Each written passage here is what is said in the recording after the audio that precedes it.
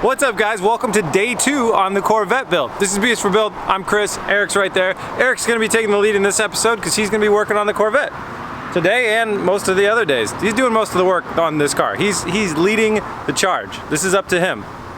In today's episode, though, Eric, we're going to be working on relocating the ECU, battery relocation, exhaust, fun stuff. Stay tuned.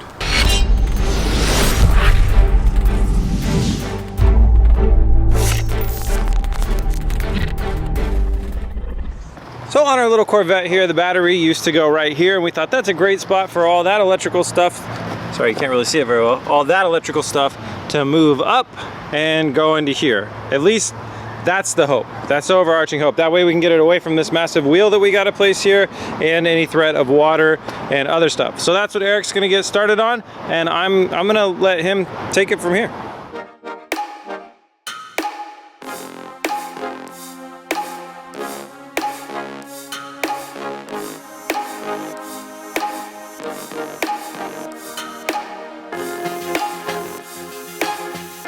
So after tearing a few things down, we kind of have a better idea of how we want to relocate things and how we want to route some of these wire harnesses here. So we did have a little charcoal canister, or whatever little canister was right here, so we know that we don't need that for running the car, so we ditched that. And then we unmounted our ECU and our other little control box here, whatever that goes to, and then kind of looking at how we can route those wires up through here where our battery used to be. And then the other thing was, if you look on this side, how it's pretty clear on the outside of this frame rail. We're going to be running those pretty big tires. We want to keep, we know we're going to be safe here because we're going to be bumping this tire out with a 3-inch spacer, as well as a pretty low offset tire, so it's going to bump it out even further. But when we go to steer, we want to keep this area clear. So driver's side is good over here, but the passenger side, we have to start clearing some of this area out. So we're going to go ahead and move the coolant overflow. We can make some brackets, stack that over here. And because we're not running a hood, we can also stack things vertically because we don't have a hood to worry about clearance issues. So I'm going to move the fuse box over this direction as well, maybe try to fit it right in here, and then try to get rid of this box here completely if we can. So that's kind of what we're going to be working on now.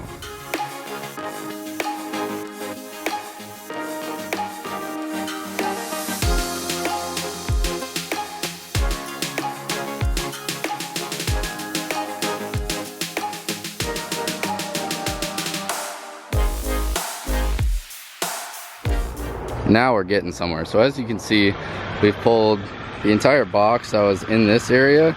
All that got ripped out. We have routed our ECU harness down here.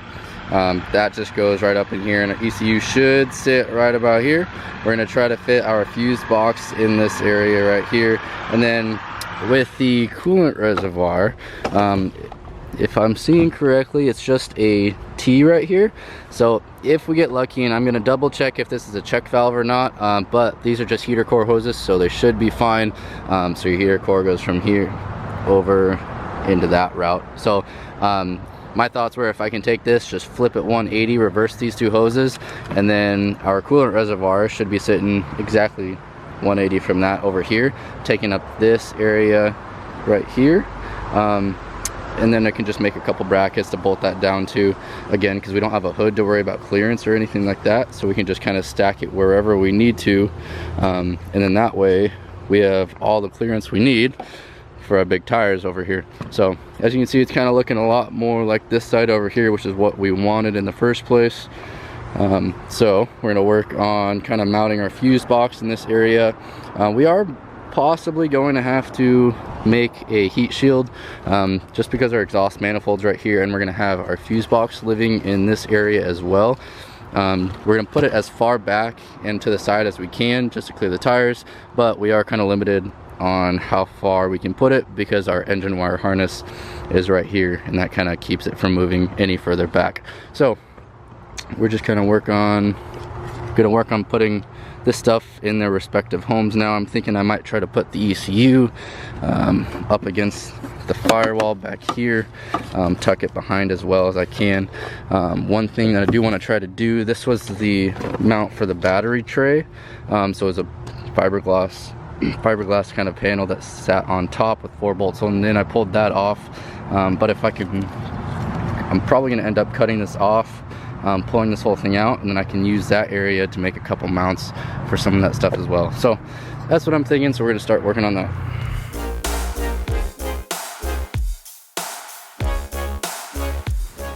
Alright, well, I was trying to cut through here with the Sawzall, but Chris was using it as well with his car, and I managed to toast it pretty good. So that was our last one, so we have to run to the hardware store real quick and grab more Sawzall blades. And the other thing that we have to do is relocate our battery to the rear of the car. We're obviously cutting our battery tray off right here, so we're gonna have to extend these hot cables that go to our fuse box, and then they go into the cabin to power what's in the cabin.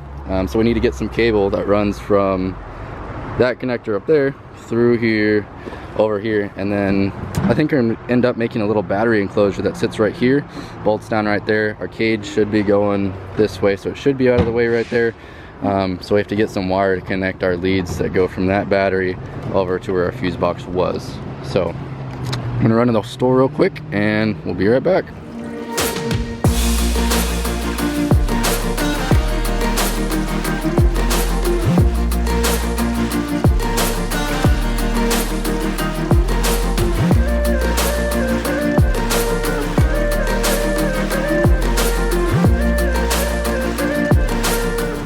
Alright, so we got our battery tray mount all cut off. We got it pretty flush with the Sawzall. Pretty happy with that. We'll just leave that how it is. I don't think we really need to grind it, just because we're not really going to be doing anything in this area. And then after that, we got the coolant reservoir flipped around. The hoses were just barely slightly different sizes. This one is a little bit big for that barb fitting, but we did get it to tighten down with a couple hose clamps. So we'll put it through a few heat cycles, make sure nothing leaks, but it should be fine. Just has to last the weekend. And then now we're gonna move on to mounting the fuse box. We want this to live somewhere in here. That way it's inside the frame rails for when our big tires come in. Those should stick out pretty much kind of in here, but we have to watch that swing for when the tires turn. So the fuse box we want to try to make live right about here, and then the ECU will route everything and then I'd like to put that right in this area. And then once all of that's done, we'll kind of hide and tuck all this wiring up, kind of try to loom it and loop it right in here. And then I'm thinking we might try to make a little protection plate that goes from right down there on the frame and comes up and covers all of this area and kind of tucks all that behind it, and that way we can just remove that plate if we do need to get in there. Otherwise it'll kind of just protect everything from dirt and debris, and hopefully I don't think we'll be going through any water because it's Central Oregon, so it should be pretty dry. But if it does come down to it, it'll kind of be a splash guard at that point. So we need to get that done, and then we got some battery cables. So we're gonna start running some cable from our connector all the way back here, and then we got a little battery tie down, so we need to make a little frame or box and then use the tie downs with the battery back here.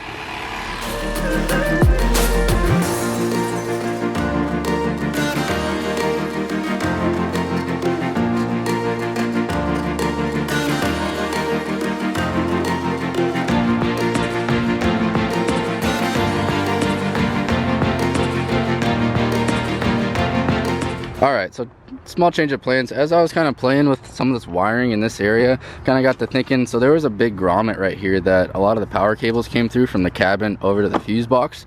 And I was looking on the back side and there wasn't really anything behind there. So what I ended up doing was cutting a bigger access hole straight into the cabin on the other side and fishing the leads from the ECU, and that might be the trans controller, whatever that ends up being, through here, through the hole over here. So the ECU is now going to have a home in here, which is going to work out a little bit better because we're going to have a little bit more room in this area for a fuse box to sit, and that way it stays out of the weather and the elements a little bit more. So now we just have to work on getting our fuse box kind of situated.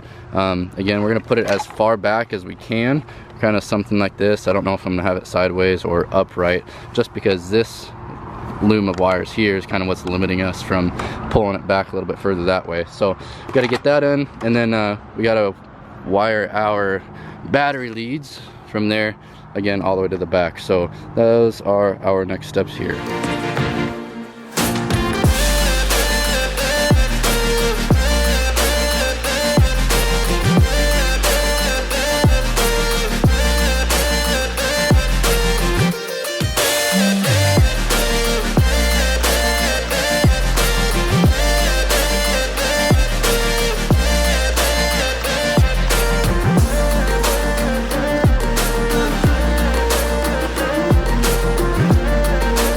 has no service because he's out. Cletus! Yeah, I don't have very good service right now. Nowhere in Florida has good service. I don't know what's with that. I'm in Virginia. I'm on a lake. I see.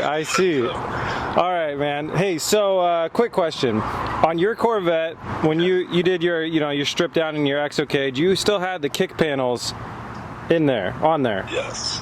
Is that for a reason? Like my rockers? Yeah. Is that for a reason, or is it just for looks, or if we take them off, are we in trouble? No. No?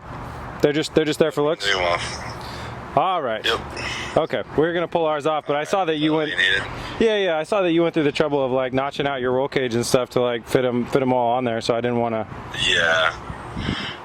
No, they're just there. Are you doing a cage on yours? Yep, we're gonna do a cage tomorrow. Wow. And 33-inch off-road wheels. All right. Well, let me know how it goes. Send me pictures. I will. You want to say anything to the BS for Build crew? Tell them to let her rip tater chip. All right, brother. I'll talk to you later. I'll send you some pics. All right, 3 dozen zip ties later, and we are actually looking pretty decent. So I was gonna do some fancy little brackets, metal brackets that kind of looped over and basketed the fuse box, but there really just isn't much to hold on to on this fiberglass. It's so thin.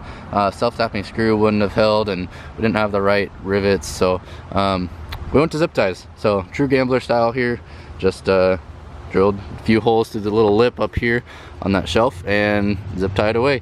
So that ain't going anywhere. If we do have to end up changing a fuse, yeah, we'll just have to cut the zip ties, but we will bring plenty of those along with us. So and then all of these wires, I kind of coiled up all the excess, loomed all those back up, and those are definitely solid. They ain't going anywhere. There isn't any play for anything to get caught on. So we are looking pretty good in terms of clearance of our headers. So there isn't going to be any wires getting fried. Our grounds are all hooked up back over here. So our chassis ground is going to our fuse box back here, and then when we put the battery in the rear, we'll have that hooked up to the chassis as well. So that's how that's going to be running there. And this is going to be our battery hot lead that we are going to extend over through. We're going to connect this to our extension, shove that through this hole, run it along the kick rail or floorboard there into the trunk area, or what would be the trunk. So I did get a little extra room by disconnecting the rest of the front harness here. So I disconnected everything that was connected to it, pulled it up out, because this whole area is going to be modified, because we're going to have to be putting like a skid plate and a front bumper, stuff like that on there. So that's all going to be in the way anyways. So I pulled all that wiring harness out, and that let me pull that fuse box back to that firewall a little bit more. So I put everything back on here just to make sure I remember what is what, and what plugs go where, and what I need to keep and what needs to go. So another reason for that is we have to wire in all of our headlights and blinkers, stuff like that. So that should make it easier to play with all the wiring up top instead of down below. So now what's left up front, we still have to make a bracket to hold our coolant reservoir. That's going to live somewhere kind of like that. Sip's pretty happy right there. Just going to make a couple simple brackets. Might have to weld on a stud, or actually there's a hole right there.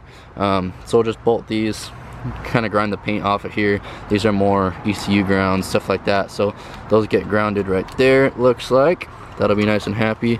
Those are headlight wires. So I'm really happy with how this turned out. Like I said, kind of our goal was to make it look more similar to this side. See how clean that is over here. And before, this had that giant box right here. So I'm really happy with how clean we got it looking.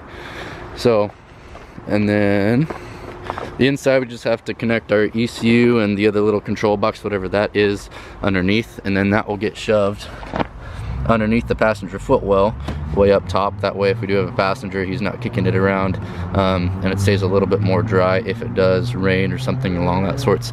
So we're gonna plug that stuff back in real quick and then run our extensions over to the back.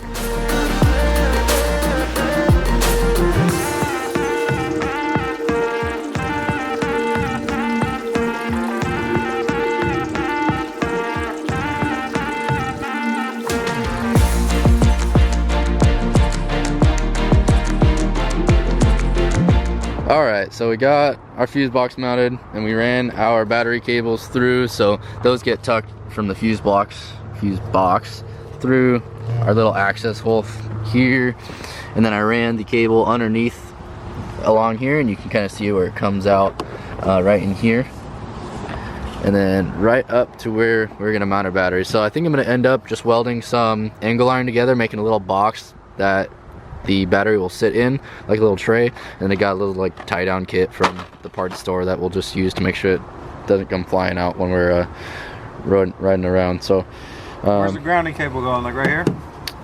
Yeah, so we'll just run, yeah, so part of the chassis, so as long as that is actually welded to the chassis, we should be good. Worst comes to worst, the chassis frame rail, there's a bolt right here. Oh, nice. Or we can just tap in them on the sides or something like that, so should be pretty easy. All right, boys and girls, ladies and gentlemen, animals, whatever. That's the end of this episode. Thanks so much for watching. Let me know in the comments how you guys like this like dual episode thing. I mean, I think it works well for Eric and I. Thanks to Eric for doing all the narration and everything. I was just working on the Mercedes the whole time. I'm sure you know that. You saw the episode.